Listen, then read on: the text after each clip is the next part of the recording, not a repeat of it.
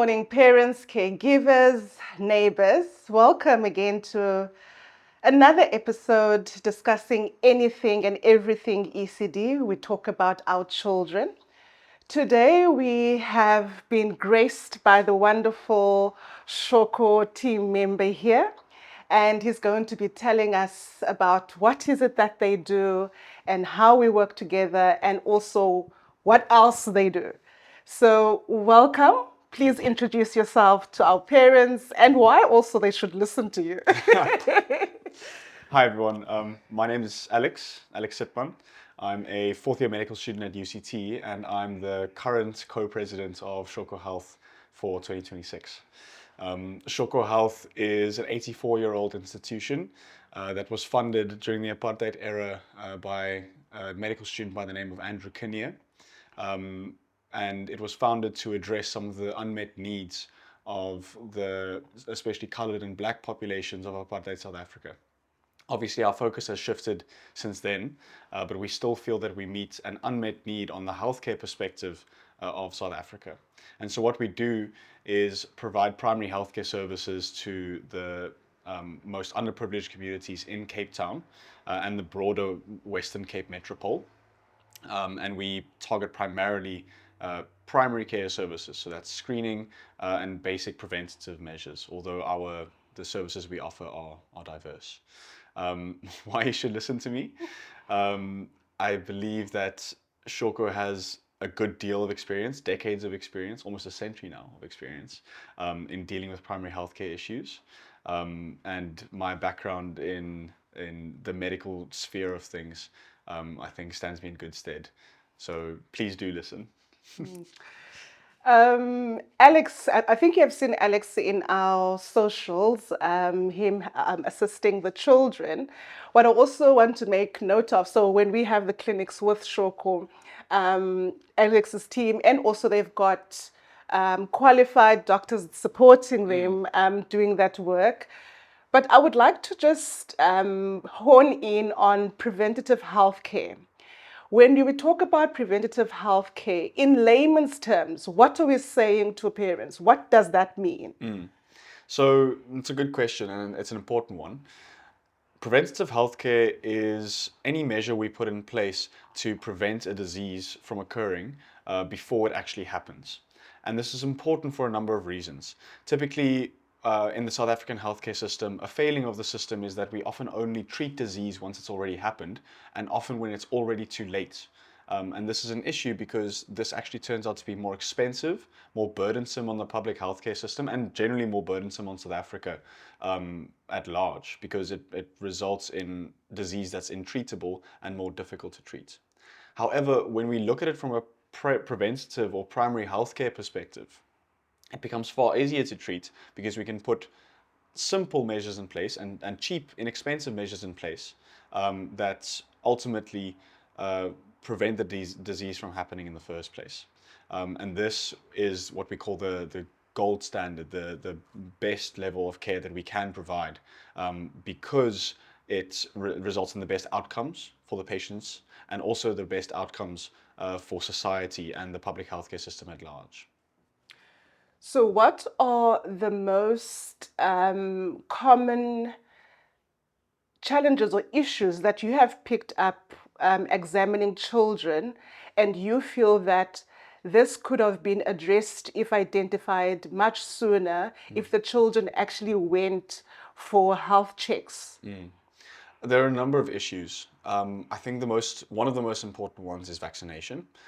We often see children who are unvaccinated, and although they may not be acutely unwell, they may not be sick when we see them, it is an issue because they're at risk of developing severe diseases that could have been easily prevented by just a single shot. And we do in South Africa have a very good extended extended program for immunization, or EPI, that lasts up to 12 years. And often parents aren't aware of that, and so aren't taking their children for vaccinations. Another thing that's important is developmental delay, and whether that's learning or playing or thriving. Often parents don't notice that because they haven't been adequately educated to recognize that. or they don't know how to address it. And that's something else we do at SHAWCO Health, is we have a number of portfolios in place that deal with developmental delay. And these are primarily our health and rehabilitation portfolios. So occupational therapy, speech and language therapy, physiotherapy, and audiology. There you have it, parents. When we call you and say we've got a clinic day, Shoko is here to assist you. So make that call and bring your children. Because one of the most things that our social workers have picked up is those developmental delays. And parents often are in denial of that, or they say, oh, this child is like this because grandpa or granny are like this, granny could not speak in this particular way, so those types of things. So we encourage you, parents, please come through when we say we've got a clinic day. There's also another thing that I want to ask is, what are the 3 things that you can say to parents, please make sure you do this in order to give your child a fair start in terms of being healthy? Okay. It's an important question, and yeah, obviously these discussions are only worthwhile if parents can take something away from it. So the first thing I would say is, as I've already mentioned, get your child vaccinated. I know sometimes it can be scary because there is this kind of taboo around vaccines and the negative effects they can have. And it is true, there may be some side effects, but often it's nothing more than a sore arm after the vaccine. So it's important to remember that the diseases that we're preventing with the vaccine are far, far worse than the vaccine themselves. So that's point 1, is vaccination. The second point I would say is regular checkups. Even if your child isn't sick, please take them to the doctor or to a medical professional, to the clinic, and even to a SHAWCO clinic, so that they can be screened. And because obviously parents aren't educated to be medical professionals. We're here as a screening service, a free screening service, to pick up these issues for your child. And number 3, I would say, is like educating yourself on how to pick up these issues, because it may be the case that you may not be able to access a clinic, or you may not be able to take them to the doctor or an allied health professional. So educating yourself as a parent on identifying failure to thrive, or seeing that your child isn't reading well or learning well or can't hear properly, or is growing more slowly than other kids, is important. I often say that as parents, we've got that instinct, but at the same time, I'm just reminded of an article I recently read, was it 2 weeks ago, of a child that passed away because of flu at home. And with that, we are so prone to self-medicate or just buy over-the-counter medication, or we even brew concoctions, those made lemons and Disprin and stuff that we do.